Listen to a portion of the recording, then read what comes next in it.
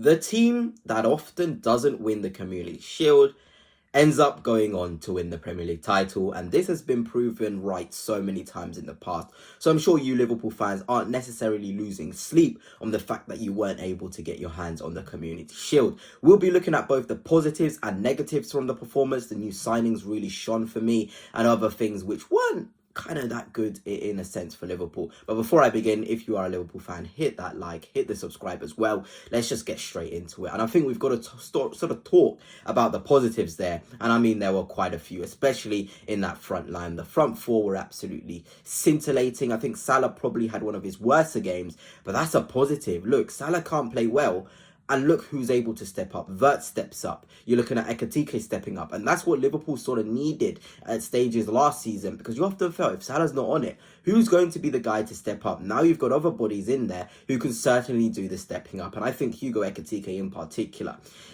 the instincts of a centre forward is there. He probably should have scored 2 more goals. I know that header was probably going to be ruled out for offside.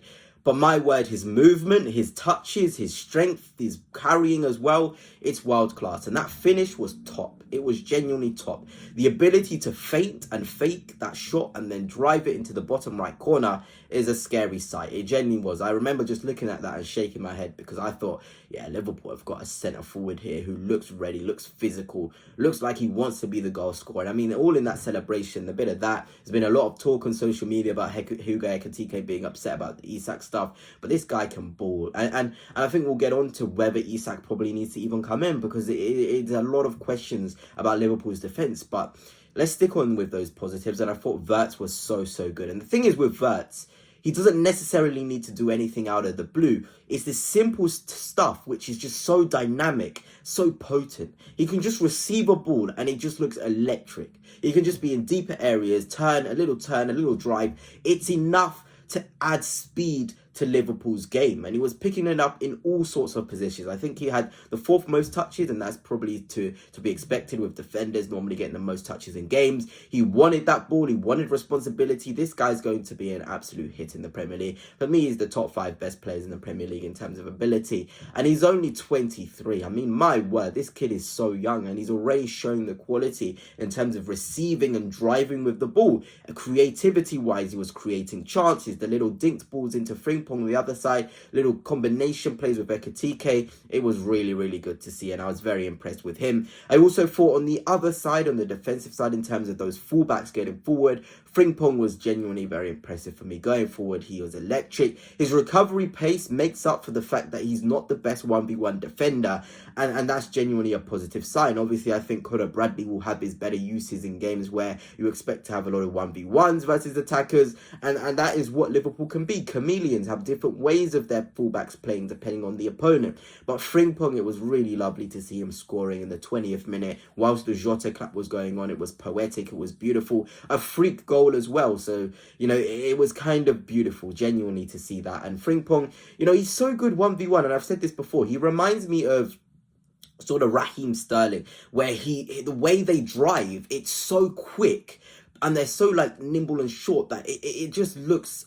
alien-like when they're taking on a player. It's like, now you see me, now you don't, sort of thing. And obviously I know he meant it was a cross, but the way that lofted into the back of the net, the celebration as well was quite fitting of the occasion. But it's great, the new signings hitting the ground running there. Kirkes as well starting, looked pretty strong too. He was the one that wasn't really going forward as much. There was a couple of times we'll do some underlaps and overlaps, but you can tell he's the one that's meant to go in the back 3 in the build-up. Frimpong playing a quite higher, and it was quite nice to see him defensively. I think 1v1 in the duel, he was quite strong positionally as well. There were some balls that came on. I think Eze clipped one in and Sarr had an effort, and Kirkes was there to block it. There were some really positive things in that sense, and obviously Andrew Robertson is a phenomenal player and will be knocking on that door to get starts and play games.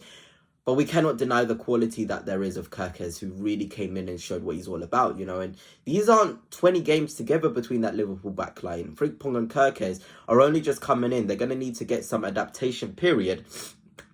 But genuinely, what I saw was, from an attacking sense and sometimes defensively too, was genuinely positive. But you know, in terms of as well, I've got to give my sort of shout outs there to Curtis Jones dropping in the 6th role. I think Liverpool did miss Gravenberch with his control in the midfield. There were certain times in which, out of possession, positionally, Curtis Jones wasn't great, but he was keeping it ticking. He was keeping the ball flowing over, and I think he had no passes in which were unsuccessful in his whole time on the pitch, which you can't go against and say that's bad. You know, Curtis Jones, I've seen, he's not a big fan of the Liverpool fans, but I genuinely believe he was pretty positive on that pitch in terms of progressing the ball, doing the simple stuff. You know, in terms of that stuff, it was great to see. And Arne Slot genuinely trust him over McAllister, and that is a big thing. You know, McAllister came on. Did he have the greatest impacts? Not really. The handball situation, was that a penalty? Not for me. Missed the penalty as well. It's just about finding that balance. And I think the best balance, I think what we saw today, and this is no disrespect as well to Szoboszlai, but that game didn't suit a Szoboszlai. It certainly didn't, in terms of, if you've got Wirtz in there, you need a more controller type. You better going off with McAllister Gravenberch, McAllister Jones, with a Wirtz in front. I think the influence of Szoboszlai wasn't really there. His energy in the midfield is always great, but he is an attacking player by trade. There's some defensive responsibilities in which he has, which he wasn't doing great, in the likes of Eze and Mateta dropping in, Sarr coming in field, and Hughes and Wharton as well, with the space they had on the ball. That's something Liverpool need to sort of improve. The defensive unit and shape of Liverpool as a whole wasn't great in terms of defending transitions, and that's been a common theme over pre-season. We've seen talk about, you know, Mark Gahey coming in. We've seen talk, now is probably my time to talk about Alexander Isak. Are you really wasting the right amount of time going for Isak right now? Do you need to invest in a centre-half or a 6, a proper 6, that like a Wharton or a Baleba in there? Are you better off spending 120 million on those guys? It's all food for thought, you know, because there were some uncharacteristic things in there, I think, from Van Dijk giving away that penalty as well, sloppy in terms of coming out when Sarr was 1v1 versus Alisson and scored. There's those things, and you sort of think to yourself, if Van Dijk had a defensive midfielder in front of him, he wouldn't have stepped out to go and press that ball, which Sarr eventually scored. So it's a lot to think about for the owners and the Liverpool fans as well. I'm sure, like I said, it's a pre-season friendly, but you want to be winning these games. There's going to be frustrations, but I think we can all sort of collectively agree that that attack is dynamite. It genuinely is. I think they'll be absolutely fine. They'll always be up there fighting for the Premier League title as long as those front four are all together. But it's that midfield, defensive midfield, especially if Gravenberch isn't there, and congratulations to him and his wife, first kid. But in terms of the defensive shape, structure, the personnel as well, sometimes maybe, it just doesn't seem right. It genuinely doesn't. And, you know, I know I'm talking about negatively defence, but I think Alisson was quite strong, claiming balls, making some really good saves. He's always going to be a pivotal part to Liverpool Football Club in terms of his contributions, defending and saving goals. But you don't want to have to rely on Alisson that much, because ultimately he'll get undone. You know, no goalkeeper is going to save every single shot. If the shot is quality, it'll go in. So at the end of the day, Liverpool fans, let me know your thoughts. But I was genuinely impressed with your attacking play. Just a little bit of refinement. I'm probably looking into the market of getting a new centre-half or defensive midfielder.